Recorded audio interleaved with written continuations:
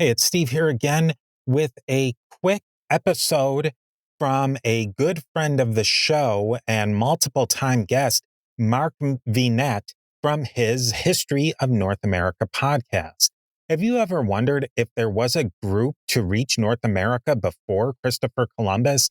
Find out more in today's bonus episode from Parthenon podcast, History of North America. Join host Mark Vinet as he discusses the search for the first non-indigenous explorers to reach the North American continent prior to Christopher Columbus's 1492 voyage. If you like what you hear, subscribe to History of North America on Apple and Spotify and look for it on parthenonpodcast.com. All of this and more will be in the show notes, and I'll talk to you next time.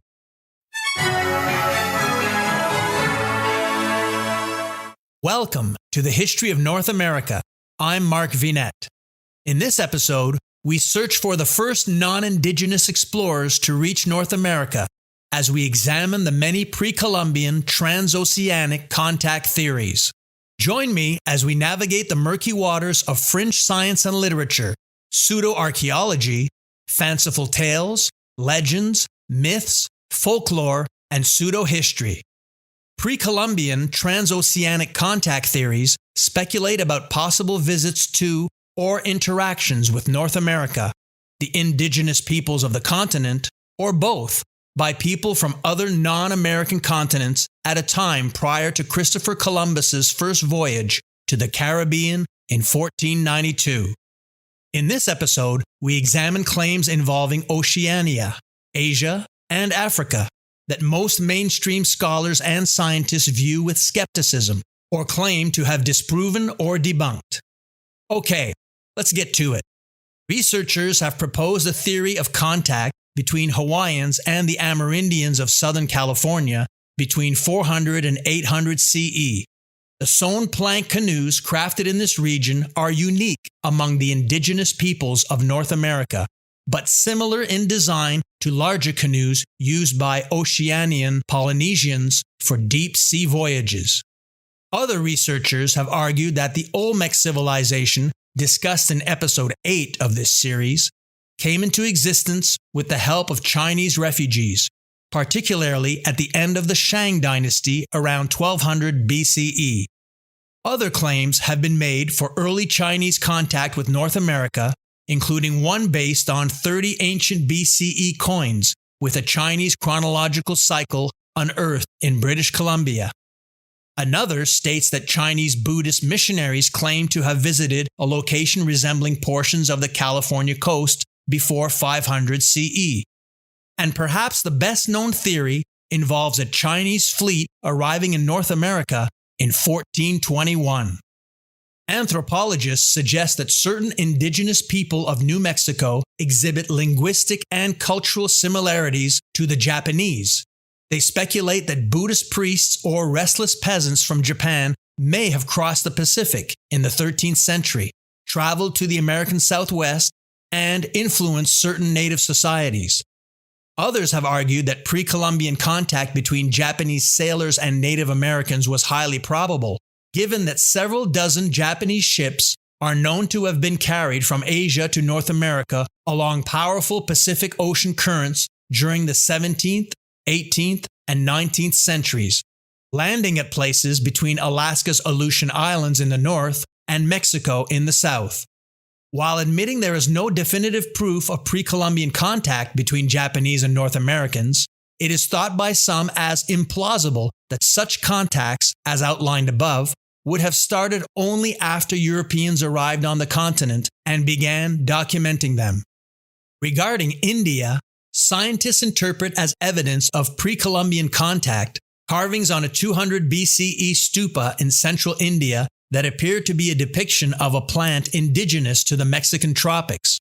Others believe that certain motifs present in the carvings on a Mayan stela at Copan in Mesoamerica represent the Asian elephant, while some 12th century objects depicted in Indian carvings from Bengaluru, today known as the city of Karnataka, resemble ears of maize, a crop native to Mesoamerica.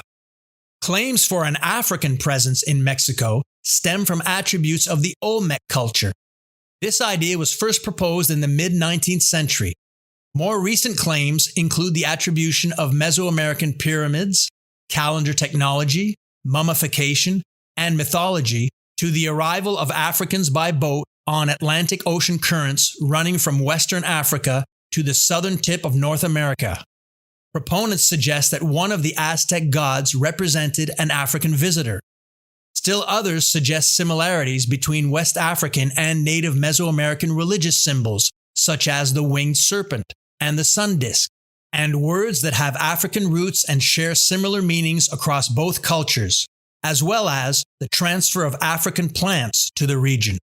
North African sources describe what some consider to be visits to the New World by a Mali fleet in 1311. Supporting this view were Amerindian claims that from afar, black people whose spears were made of metal set out in canoes from the coast of Africa and sailed to the west with merchandise. Furthermore, some investigators today believe that humans might have come not overland from Asia, but by boat from Africa, with the journey taking place 100,000 years ago, well before the accepted dates for the earliest human migrations that led to the prehistoric settlement of North America.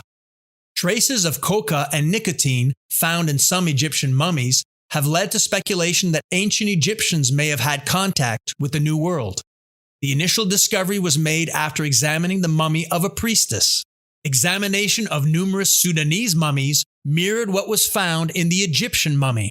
A re-examination in the 1970s of the celebrated mummy of Ramses II also revealed the presence of fragments of tobacco leaves in its abdomen. Claims involving Arab contact are based on early accounts of Muslim expeditions reaching a region thought by some theories to be part of North America.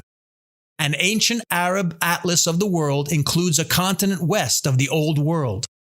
According to Muslim historians, Arab sailors ventured over the Atlantic Ocean and discovered a previously unknown land in 889 CE and returned with a shipload of valuable treasures. It has been recently proposed that Phoenician sailors discovered the New World in 350 BCE. The Phoenician state of Carthage minted gold coins in that year, bearing a pattern which has been interpreted as a map of the Mediterranean with North America shown to the west across the Atlantic. Some scholars believe that Phoenicians and other Semitic groups had crossed the Atlantic in antiquity, ultimately arriving in North America.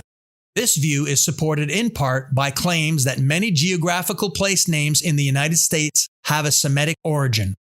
Claims involving ancient Judaic contact are based on excavated inscriptions and petroglyphs in the USA that have led some to suggest the possibility that Jewish seafarers may have traveled to America after fleeing the Roman Empire at the end of the Jewish-Roman Wars in the 1st and 2nd centuries CE.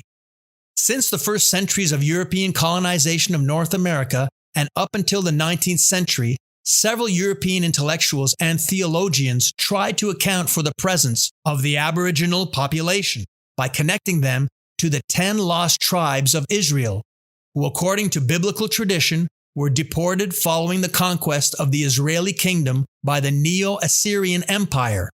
Starting in the 17th century, theologians published tracts arguing that the native population of North America were descendants of the 10 lost tribes, and contended that the discovery of the alleged long-lost Jews heralded the imminent coming of the biblical Messiah. Join me again next time as we continue our search for the first non-indigenous explorers to reach North America.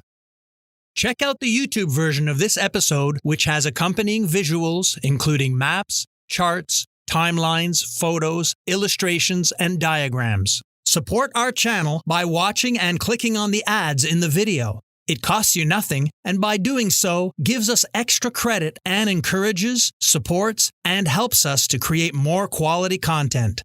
Please consider supporting our History of North America series in the following ways. Join our growing community on Patreon.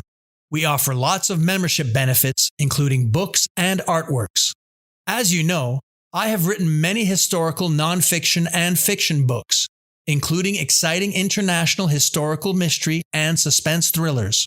One such novel, The Maesta Panels, is set in beautiful Italy, the birthplace of Genoese explorer Christopher Columbus, who is mentioned in this episode.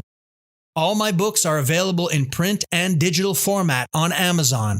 If you shop on Amazon for books or anything else, make sure to use our free link so Amazon knows who sent you, thereby giving us extra credit with no supplemental cost to you. All links appear in this show's description and on our website at markvinet.com. Spread the word to family and friends. And remember, all positive ratings, reviews, feedback, and comments are appreciated. This helps us grow and reach new listeners. I'm Mark Vinet, and I hope you enjoyed this episode.